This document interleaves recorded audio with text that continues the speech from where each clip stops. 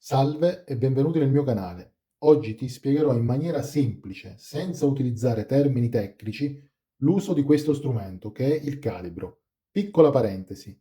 Questo tipo di calibro è chiamato calibro ventesimale, è il più usato e il più reperibile presso ferramenta e bricolage.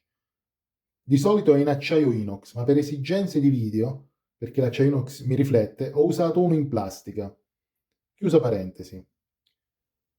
A cosa serve il calibro? Serve a prendere misure dei diametri esterni, ma anche di un quadrato, di una diagonale, di qualsiasi cosa un po' più preciso del semplice righello. Può prendere misure interne con la parte di sopra,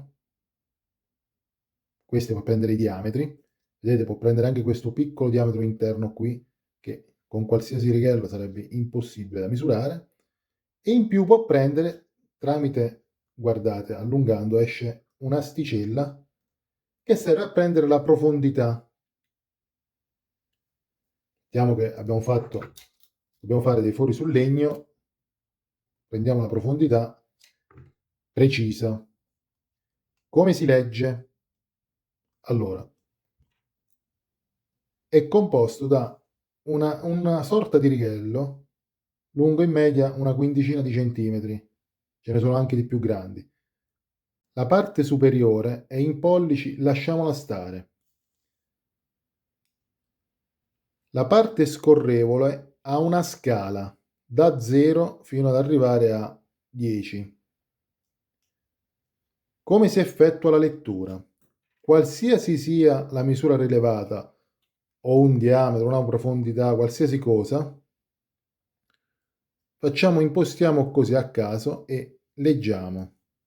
Come si legge? Allora, si prende lo 0, si legge sempre sullo 0, i numeri a sinistra dello 0, in questo caso è 30, 31, 32, quasi, ecco un po' di più per farvi l'esempio.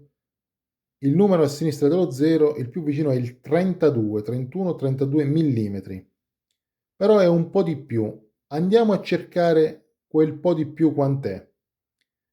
Allora, su questa scala cerchiamo un numero la cui tacca si centri con una tacca del righello superiore. In questo caso è il 5, vedete?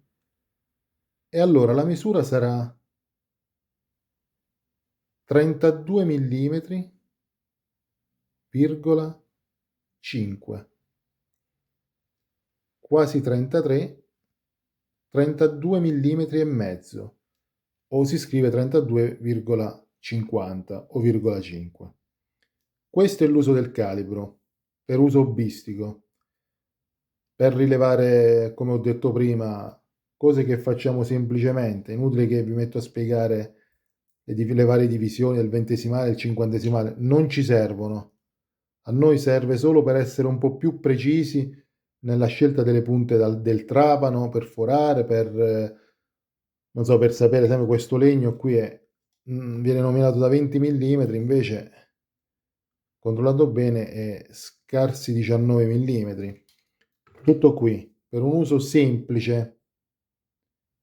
Se il video ti è piaciuto, mi raccomando, iscriviti al canale, metti un like e condividi. Se ti piacciono i contenuti del mio canale, puoi fare una piccola donazione seguendo il link in descrizione. Grazie.